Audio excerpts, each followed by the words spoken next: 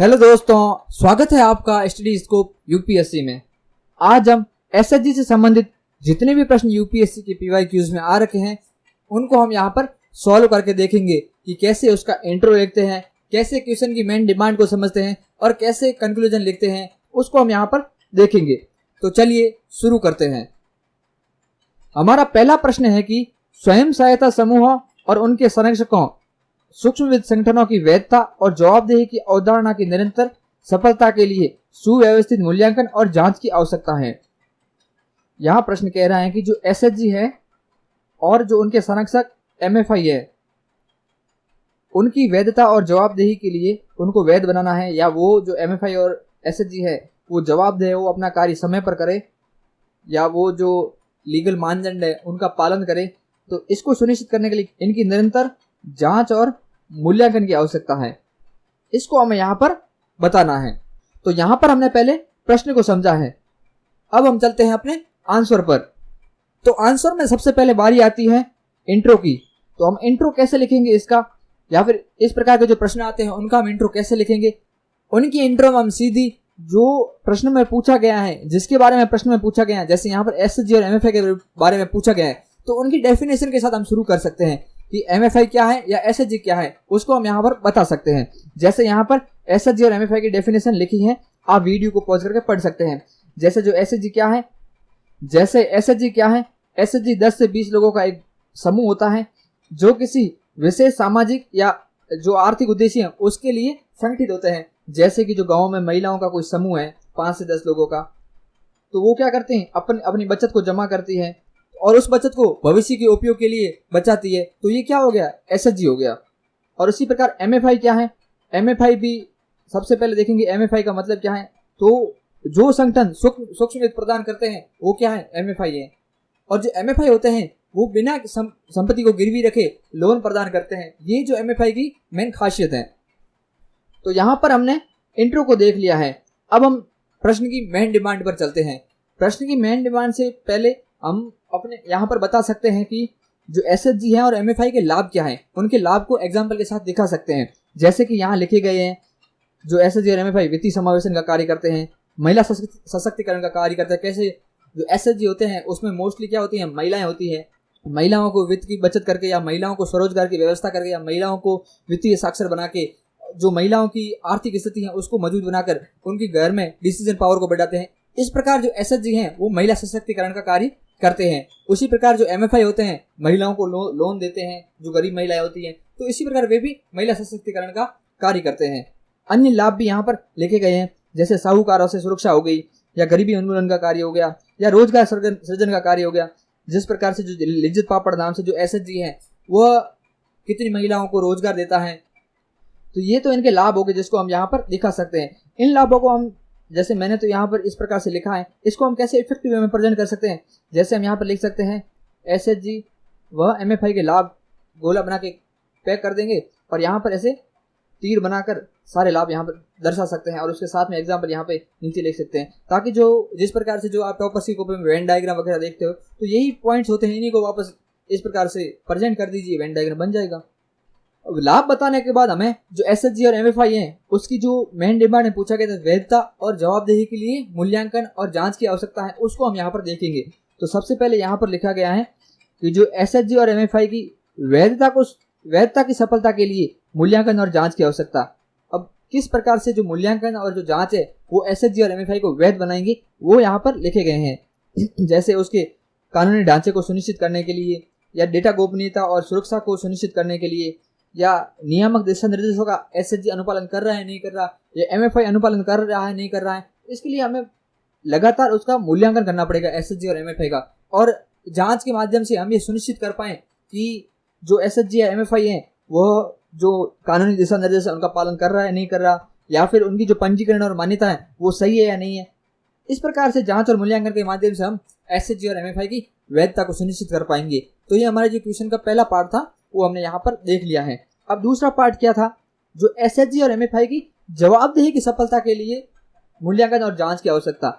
अगर आप इन दोनों को एक साथ ही लिख देते, जैसे एसएचजी और एमएफआई की वैधता और जवाबदेही की सफलता के लिए मूल्यांकन और जांच की आवश्यकता, अगर आप ऐसे लिखते तो जो एग्जामिनर है उसको पॉइंट्स को छांटना पड़ता, अच्छा ये वैधता के लिए हो गया, और दूसरा पॉइंट अच्छा ये जवाबदेही के लिए हो गया, तीसरा पॉइंट ये वापस जवाबदेही का आ गया, या चौथा पॉइंट ये वैधता के लिए आ गया। हमें क्या करना है, सीधी सी जो प्रश्न में मेन डिमांड है उसको सीधा हेडिंग बना लो और सीधा प्रेजेंट कर दो कि भाई हाँ ये वैधता वाले पॉइंट हो गए, ये जवाबदेही वाले पॉइंट हो गए, ताकि जो एग्जामिनर है उसको सबसे इजी वे में वो हमारे आंसर को देख पाए। और उसी हिसाब से अगर एग्जामिनर आंसर है उसको इजीली पढ़ पाएगा तो वो नंबर भी उसी हिसाब से हमारे को देगा, और उसको जो मेन डिमांड है वो भी सीधी सीधी उसके सामने आ जाएगी, हाँ इसने जो प्रश्न की मेन डिमांड है उसको फुलफिल किया है। तो यहाँ पर देख रहे हैं जो एसएचजी और एमएफआई की जवाबदेही की सफलता के लिए मूल्यांकन और जांच की आवश्यकता कैसे है।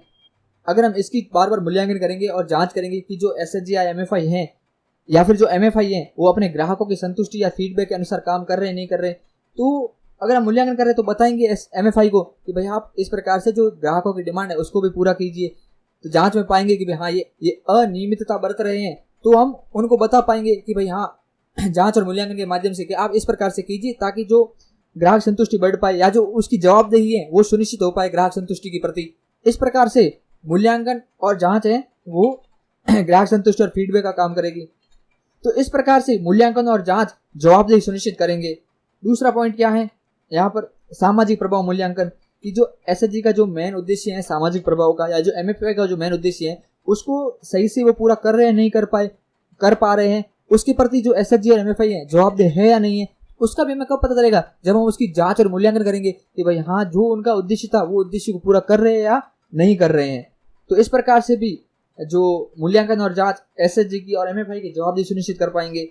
और दूसरे पॉइंट भी यहाँ पर लिखे गए हैं, जैसे वित्तीय प्रबंधन को सुदृढ़ बनाने के लिए या फिर महिलाओं की भागीदारी सुनिश्चित करने के लिए। महिलाओं की भागीदारी एसएचजी और एमएफआई में होगी तभी जो है महिला सशक्तिकरण का जो वास्तविक कार्य है वो हो पाएगा। तो वो महिला सशक्तिकरण के प्रति एसएचजी और एमएफआई जवाबदेह है या नहीं है, तो उसका हम कैसे पता चलेगा, जांच और मूल्यांकन के माध्यम से ही पता चल पाएगा। तो इस प्रकार इन पॉइंट के साथ एग्जाम्पल भी यहाँ पर साथ में लिखे गए हैं, तो आप एग्जाम्पल को भी यहाँ पर अपने नोट्स में ऐड करके अपने नोट्स को वैल्यूएटेड बना सकते हैं। अब यहाँ पर इसी बात को आप इजी वे में डायग्राम से कैसे समझा सकते हैं ताकि जो आपका आंसर है वो और ज़्यादा इफेक्टिव हो और कम समय में आप आंसर को पूरा कर पाएँ। जैसे यहाँ पर हेडिंग डाल सकते हैं विनिमय और जांच, फिर यहाँ देख सकते हैं एसएचजी और एमएफआई जो क्या करते हैं, गरीबों को ऋण देने का कार्य करते हैं या फिर महिला सशक्तिकरण का कार्य करते हैं।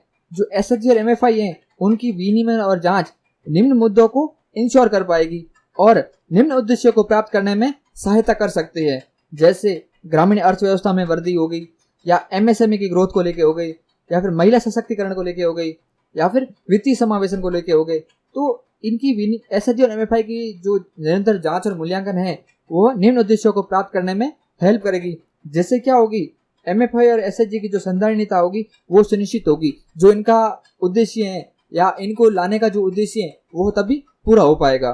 तो इस प्रकार डायग्राम के माध्यम से भी हम इफेक्टिव वे में एग्जामिनर को जो मेन पॉइंट है उसको समझा सकते हैं। अब हम यहाँ पर वे फॉरवर्ड भी बता सकते हैं कि भाई निम्न चीजें करके या निम्न रीतियां अपना के एसएचजी और एमएफआई है उनको और अधिक जवाबदेह बनाया जा सकता है या उनको और अधिक वैध बनाया जा सकता है। जैसे एसएचजी और एमएफआई का बाहरी या तृतीय पक्ष से मूल्यांकन करवाया जाए ताकि जो उसमें अनियमितता जो बरती जा रही है या उसमें जो भी कोई धांधलीबाजी है वह सामने उजागर हो सके, और जो एसएचजी और एमएफआई है उनका हितधारकों से जुड़ा हुआ अधिक से अधिक, ताकि जो हितधारकों के अनुसार वे अधिक क्षमता के साथ कार्य कर पाएं। और तीसरा पॉइंट है कि जो उधारकर्ता है वो एक से अधिक एमएफआई से ऋण ना ले। अगर कोई एसएचजी होता है वो अगर एक से अधिक एमएफआई से ऋण ले लेता है तो फिर क्या होता है, वो डिफॉल्टर हो जाता है, तो उसकी जो ग्रोथ है उस पर नेगेटिव इम्पैक्ट डालता है। यह सिफारिश किसने दी थी, मालेगाम समिति ने दी थी। और एसएचजी और एमएफआई के लिए क्या हो, नैतिक आचार संहिता का भी निर्माण हो। जिस प्रकार से जो माइक्रो फाइनेंस इंस्टीट्यूट नेटवर्क है उसने, ये एक एमएफआई है, इसने अपने संस्थानों में निष्पक्षता या ग्राहक संरक्षण या पारदर्शिता सुनिश्चित करने के लिए आचार संहिता विकसित की है। तो इस प्रकार से उपाय करके जो वैधता और जवाबदेही है उसको एसएचजी और एमएफआई में सुनिश्चित किया जा सकता है। कंक्लूजन में हम बता सकते हैं कि जो भारत की 65% जनसंख्या है वो ग्रामीण क्षेत्रों में रहती है और वहां पर एसएचजी और एमएफआई को और अधिक सुदृढ़ और अधिक वैध और अधिक जवाबदेह बनाकर जो ग्रामीण अर्थव्यवस्था है उसको मजबूत बनाया जा सकता, जहाँ महिलाओं को और अधिक सशक्त किया जा सकता है। तो इस प्रकार के प्रोग्रेसिव कंक्लूजन के साथ अपने आंसर को समाप्त कर सकते हैं। हमारा अगला प्रश्न है कि विकास कार्यक्रमों में भागीदारी को बढ़ावा देने में ग्रामीण क्षेत्रों में स्वयं सहायता समूहों की पैठ सामाजिक सांस्कृतिक बाधाओं का सामना कर रही है। जांच करें। यह प्रश्न 2014 में आया था।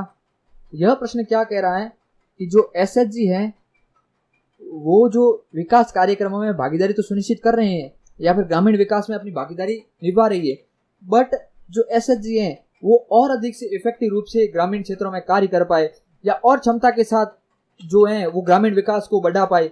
बट इसके बीच में जो एसएचजी के कार्यों के बीच में या एसएचजी की संधारणता के बीच में क्या है, जो सामाजिक और सांस्कृतिक बाधाएं हैं वो इसको अधिक क्षमता से कार्य करने से रोक रही है। तो यहाँ पर हमें बताना है कि जो कौन कौन सी सामाजिक और सांस्कृतिक बाधाएं हैं जो एसएचजी को कार्य करने से रोक रही है, ताकि जो एसएचजी है वो ग्रामीण विकास की जो इंजन है उसको गति प्रदान कर पाए। तो हमें यहाँ पर जो सांस्कृतिक और सामाजिक बाधा है उसको बताना है।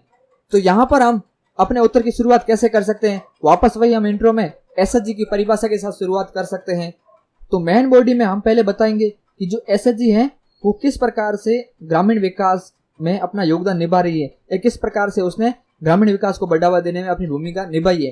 तो कुछ एग्जाम्पल के माध्यम से बताएंगे कि निम्न प्रकार से एसएचजी ने ग्रामीण विकास में बढ़ावा दिया है या अपनी भागीदारी को सुनिश्चित की है। जैसे यहाँ पर पहला पॉइंट है कि गरीबी उन्मूलन और आजीविका संवर्धन में एसएचजी की भूमिका। जैसे जो सेंटर फॉर माइक्रो रिसर्च के द्वारा बताया गया है कि जो एसएचजी में निवेश किए गए प्रत्येक रुपए के लिए जो आय में वार्षिक वृद्धि 5.45 रुपए है। कैसे कि किसी व्यक्ति ने अगर 1 रुपया एसएचजी के माध्यम से इन्वेस्ट किया है या एसएचजी के माध्यम से बचत की है तो उसका रिटर्न कितना मिला है, उसको 5 रुपए के अराउंड मिला है। तो इस प्रकार से जो एसएचजी ने गरीबी उन्मूलन में सहायता की है। और दूसरा पॉइंट है कि महिला सशक्तिकरण के अंदर कैसे जो एसएचजी के माध्यम से विभिन्न महिलाएं स्वरोजगार के अवसरों से लाभार्थी बनी है, तो वे अपने स्वरोजगार के माध्यम से अपने जो आर्थिक जरूरतें हैं उनको पूरा कर पा रही हैं या आर्थिक रूप से आत्मनिर्भर हो पा रही है। तो इस प्रकार से जो महिला सशक्तिकरण में भी एसएचजी ने अपनी भूमिका निभाई है। इस प्रकार से अन्य पॉइंट भी आप यहाँ पर देख सकते हैं, ग्रामीण विकास में भी भूमिका निभाई है या फिर जो वित्तीय समावेशन है उसमें भी एसएचजी ने अपनी भूमिका निभाई है। तो ये तो जो पहली लाइन थी उसको हमने वैलिड कर दिया यहाँ पर कि जो विकास कार्यक्रमों में एसएचजी अपनी भागीदारी सुनिश्चित कर रही है। अब दूसरा यहाँ पर जो क्वेश्चन की मेन डिमांड थी वह थी कि जो एसएचजी है वो सामाजिक और सांस्कृतिक बाधाओं का सामना कर रही है। तो सीधी हेडिंग डालेंगे सामाजिक और सांस्कृतिक बाधाएं और यहाँ पर लिखेंगे कौन कौन सी बाधाएं हैं वो जो एसएचजी की सामने बाधक बन के उभर रही है। जैसे जो पितृसत्तात्मक समाज है वह जो एसएचजी में महिलाओं की भागीदारी को कम करता है या महिलाओं की जो गतिशीलता है एसएचजी के माध्यम से उसको कम करते हैं पितृसत्तात्मक समाज। जैसे जो महिलाएं हैं उनको वित्तीय साधन कम उपलब्ध होते हैं पितृसत्तात्मक सोच के कारण, या फिर महिलाओं की आर्थिक स्वतंत्रता होती है वह कम होती है। तो निम्न प्रकार से जो पैट्रियार्कल सोसाइटी होती है वह एसएचजी के सामने बाधक है। दूसरा पॉइंट यहाँ पर है लैंगिक असमानता का। जो लैंगिक असमानता है वह एसएचजी में महिलाओं की भागीदारी को कम करती है, जिसके कारण क्या हो रहा है, महिला सशक्तिकरण का जो एसएचजी का उद्देश्य है वो पूरा नहीं हो पा रहा है। अन्य पॉइंट भी आप यहाँ पर देख सकते हैं, जैसे जो जाति और सामाजिक पदानुक्रम है। जैसे एसएचजी में क्या होते हैं 10 से 20 लोग एकत्रित होकर एक ग्रुप बनाते हैं, बट गाँव के अंदर क्या होते हैं सामाजिक अस्पृश्यता है या फिर जो छुआछूत जैसी कुरीतियां हैं वो आज भी गाँव में देखी जाती है। तो जो ये छुआछूत जैसी कुप्रथा है वो लोगों को साथ आने के लिए बाधक बनती है। तो इस प्रकार से जाति और सामाजिक पदानुक्रम है वो एसएचजी के विकास में या एसएचजी के माध्यम से जो विकास हो रहा है उसमें बाधक है। अन्य पॉइंट भी आप यहाँ पर वीडियो को पॉज करके पढ़ सकते हैं, जैसे विवाहित महिलाओं का प्रवास हो गया या रूढ़िगत सामाजिक मानदंड हो गए या शिक्षा और सूचना तक सीमित पहुंच है। लोग जागरूक ही नहीं है, लोगों को पता भी नहीं है कि एसएचजी के माध्यम से इस प्रकार से हम लाभान्वित हो सकते हैं। या फिर जो धार्मिक और पारंपरिक प्रथाएं हैं वे भी जो बाधाएं बनकर एसएचजी के सामने आ रही है। अब ये तो जो बाधाएं थी, अब इस प्रश्न में हम ये भी बता सकते हैं कि सरकार ने क्या प्रयास किए हैं ताकि जो एसएचजी है वो अब और अधिक भागीदारी ग्रामीण विकास के अंदर निभा पाए। तो उनको हम यहाँ पर देखेंगे कि सरकार ने क्या प्रयास किए हैं। जैसे यहाँ पर पहला पॉइंट है कि जो राष्ट्रीय ग्रामीण आजीविका मिशन है उसका उद्देश्य था जो 5.5 करोड़ महिला एसएचजी के माध्यम से 8 से 9 करोड़ ग्रामीण परिवारों तक पहुंचना है। इस योजना के माध्यम से जो एसएचजी क्रिएशन का मेन उद्देश्य रखा गया था। दूसरा पॉइंट है महिला किसान सशक्तिकरण परियोजना। इसको 24 राज्यों में लागू किया है। इसमें लगभग 52 लाख महिला किसान हैं जो इससे लाभान्वित होंगी। और जो एसएचजी बैंक लिंकेज प्रोग्राम हो गया, जिसके माध्यम से जो एसएचजी होता है उनको बैंक के साथ जोड़ा जाता है या उनको स्वरोजगार के लिए प्रशिक्षित किया जाता है। तो इस प्रकार से ये योजना भी एसएचजी को सशक्त बनाने में भूमिका निभा रही है। तो ये हमने सरकारी प्रयास यहाँ पर देख लिए। अब हम कौन से प्रयास करके जो ये सामाजिक और सांस्कृतिक प्रथाएं हैं जो एसएचजी के लिए बाधक बनकर आ रही है उनको हम रोक सकते हैं निम्न तकनीक अपनाकर या निम्न उपाय करके। जैसे पहला पॉइंट है महिला सशक्तिकरण को बढ़ाया जाए। सरकार ऐसी योजना लाए ताकि जो पितृसत्तात्मक सोच जैसी सामाजिक कुरीति है या जो बाधा है उसका सामना महिलाएं स्वयं लड़कर कर सके। जैसे जो किशोरी शक्ति योजना है मध्य प्रदेश की, उसके अंदर क्या किया जाता है, जो महिलाओं को कौशल विकास प्रशिक्षण दिया जाता है या वित्तीय रूप से साक्षर बनाया जाता है या फिर उद्यमिता के अवसर क्रिएट किए जाते हैं ताकि जो महिलाएं हैं सशक्त हो पाए और अपना एसएचजी है उसको अधिक मजबूती से संचालित कर पाए। और दूसरा तरीका क्या हो सकता है, पितृसत्तात्मक सोच से लड़ने के लिए या जो सामाजिक सांस्कृतिक बाधाएं हैं उनसे लड़ने के लिए तो जो पुरुष हैं उनकी भी भागीदारी एसएचजी में सुनिश्चित कर दी जाए ताकि जो उनको भी लाभ होगा तो वो भी अपने लाभ के लिए कार्य करेंगे। तो जिसके कारण क्या होगा, महिला और पुरुष साथ में मिलकर जो एसएचजी के साथ जो विकासात्मक गति है उसको और अधिक गति प्रदान कर पाएंगे। और तीसरा पॉइंट है जो जाति आधारित भेदभाव है उसको कम किया जाए। जैसे जो कर्नाटक की ग्राम पंचायत विकास योजना है वो सामाजिक भेदभाव और बहिष्कार के मुद्दों से उनको संबोधित करती है। तो निम्न प्रकार की योजना लाके जो गांव के अंदर जातिगत भेदभाव होता है उसको कम किया जाए ताकि जो लोग परस्पर मिलकर और अधिक एसएचजी को क्रिएट करें और जो एसएचजी की बाधा हैं उनको दूर कर सके। और यहाँ पर हम कंक्लूजन में कोई केस स्टडी वाइज बता सकते हैं कि भाई उस सरकार ने इस प्रकार की योजना लाई है जिससे उसको निम्न प्रकार का लाभ हुआ है। तो ऐसे ही योजना भारत सरकार लाए या फिर पूरे देश के अंदर लागू की जाए या दूसरे राज्य भी उनसे सीखे, जिसके कारण क्या हो सके एसएचजी और अधिक सशक्त होकर शक्तिशाली होकर जो ग्रामीण विकास है या जो महिला सशक्तिकरण है उसमें अपना योगदान दे पाए। जैसे कि जो उड़ीसा सरकार की मिशन शक्ति योजना है जो सामाजिक और सांस्कृतिक समस्याओं का सामना करने के लिए बनाई गई है, महिलाओं को सशक्त करने के लिए बनाई गई है, जिससे के कारण क्या हो सके एसएचजी के उद्देश्य पूरे किए जा सके। हमारा अगला प्रश्न है कि जो स्वयं सहायता समूह बैंक लिंकेज प्रोग्राम है वह भारत का अपना नवाचार है और सबसे प्रभावी गरीबी उन्मूलन और महिला सशक्तिकरण कार्यक्रमों में से एक साबित हुआ है। यह प्रश्न 2015 में आया था।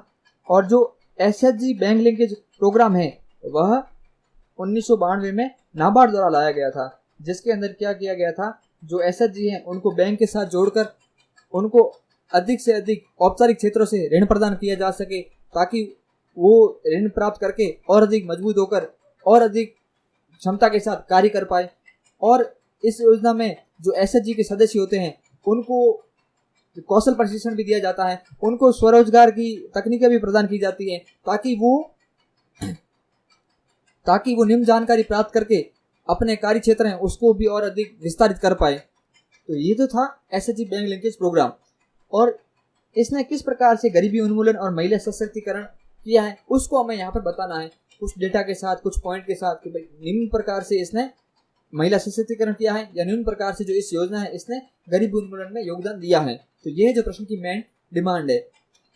और यहाँ पर हम इंट्रो में बता सकते हैं जो एसएचजी बैंक लिंकेज प्रोग्राम था उसकी जानकारी दे सकते हैं कि ये योजना कब स्टार्ट हुई थी और इस योजना को किसने लागू किया था और इसने किस प्रकार से एसएचजी को लाभान्वित किया है। जैसे यहाँ पर जो इस योजना के माध्यम से 10 करोड़ से अधिक महिलाओं तक यह योजना पहुंची और इससे 2.3 मिलियन एसएचजी का गठन किया गया।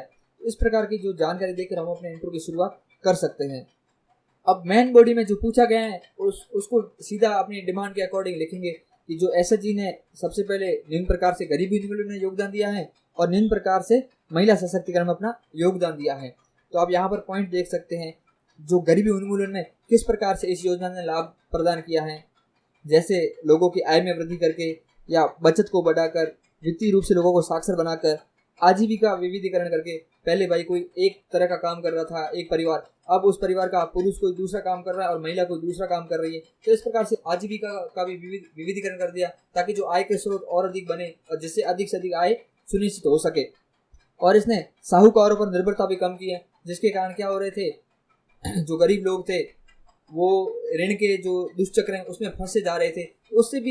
उससे भी इस योजना ने कम करने में अपना योगदान दिया है। तो इसके जो एग्जाम्पल हैं आप वीडियो को पॉज करके यहाँ पर पढ़ सकते हैं साथ में, और अपने नोट्स में साथ ही साथ ऐड भी कर सकते हैं। और महिला सशक्तिकरण में किस प्रकार से इसने योगदान दिया है, जो एसएचजी बैंक लिंकेज प्रोग्राम है, जैसे महिलाओं की भागीदारी में इसने वृद्धि की है। जैसे कि हमने इंट्रो में देखा था कि इसके माध्यम से जो 10 करोड़ से अधिक महिलाओं तक पहुंचा गया है और 2.3 मिलियन एसएचजी क्रिएट किए जा चुके हैं। और महिलाओं को आर्थिक रूप से सशक्त बनाकर, जैसे जो नाबार्ड का एक अध्ययन है उसके अनुसार एसएचजी ने अपनी महिला सदस्यों की आय को 38% बढ़ाने में योगदान दिया है। तो निम्न प्रकार से महिलाओं को आर्थिक रूप से सशक्त बनाया है इस योजना ने, और आय के नए स्रोतों का सृजन किया है महिलाओं के लिए। महिलाएं घर पे रह के नए नए आय के स्रोतों का सृजन कर पाई ताकि उनको और अधिक इनकम जनरेट के स्रोत मिल सके।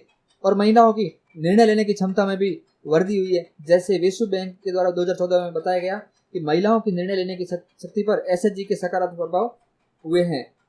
और लिंग आधारित हिंसा में भी जो इस योजना के कारण कमी आई है, जैसे ऑक्सफॉर्म इंडिया ने 2010 में मूल्यांकन किया था कि इसने महिलाओं को सशक्त बनाने में अपना योगदान दिया है। और हम साथ में यहाँ पर जो इस योजना है उसकी चुनौतियाँ भी बता सकते हैं कि निम्न प्रकार की चुनौतियाँ हैं ये योजना या जो एसएचजी है वो सामना कर रहे हैं। जैसे जो पहला पॉइंट है कि सीमित वित्तीय समावेशन। जैसे यहाँ पर लिखा गया है कि विश्व बैंक के ग्लोबल फाइंडेक्स डेटाबेस के अनुसार 2017 तक भारत के केवल 48% वयस्क आबादी के पास बैंक खाते तक पहुँच थी। तो लोगों के पास बैंक खाते नहीं है, तो जो एसएचजी के माध्यम से जो जुड़े हुए लोग हैं वो औपचारिक क्षेत्रों से ऋण भी नहीं ले पा रहे हैं। तो ये पहली कमी हो गई। और दूसरी है ऋण तक अपर्याप्त पहुँच है। जो एसएचजी है उनको जो बैंक है वो ऋण दे ही नहीं रहे हैं, उनके सामने कड़े मानदंड रख रहे हैं जिसको एसएचजी पूरा कर नहीं पा रहे हैं, जिसके कारण औपचारिक क्षेत्रों से ऋण लेने से जो एसएचजी हैं वो बाहर हो रहे हैं। और तीसरा पॉइंट है कि जो एसएचजी हैं वो लोन तो ले पा रहे हैं बट उसको वापस उसका पुनर्भुगतान है वो नहीं कर पा रहे हैं, एसएचजी वो डिफॉल्ट हो रहे हैं। और चौथा पॉइंट है जो आजीविका का सीमित विविधीकरण है। जैसे 2018 में institute for studies in industrial development के एक अध्ययन के अनुसार बड़ी संख्या में एसएचजी कृषि संबंधित गतिविधियों में ही लगे हुए हैं। तो अन्य जो गतिविधियां हैं जैसे हस्तशिल्प हो गई, फूड प्रोसेसिंग से जुड़े हुए स्वरोजगार हो गए, उनमें जो महिला है वो कम संलग्न है। तो अगर जो आजीविका का विविधीकरण ही नहीं होगा तो नए इनकम के सोर्स है वो जनरेट नहीं होंगे, जिसके कारण क्या है जो इसका मेन उद्देश्य है वो पूरा नहीं हो पाएगा। अब वे फॉरवर्ड में वही जो ऊपर देखे थे वही बता सकते हैं। जो महिला सशक्तिकरण है उसको बढ़ावा दिया जाए या पुरुषों की भागीदारी वो भी एसएचजी में बढ़ाई जाए, जाति आधारित भेदभाव उसको कम किया जाए ताकि जो इस प्रकार के जो प्रोग्राम है उसका अधिक से अधिक लाभ सुनिश्चित किया जा सके। और कंक्लूजन में हम बता सकते हैं कि जो इस प्रकार के प्रोग्राम को और अधिक सुदृढ़ बनाकर या और अधिक जवाबदेह बनाकर और अधिक वैध बनाकर जो महात्मा गांधी की जो स्वशासन की कल्पना थी उसको और अधिक सुदृढ़ बनाने में ये भूमिका निभाएगी। तो इस प्रकार के प्रोग्रेसिव कंक्लूजन के साथ हम अपने आंसर को समाप्त कर सकते हैं। तो आज हमने एसएचजी से संबंधित 3 प्रश्नों को यहाँ पर देखा है।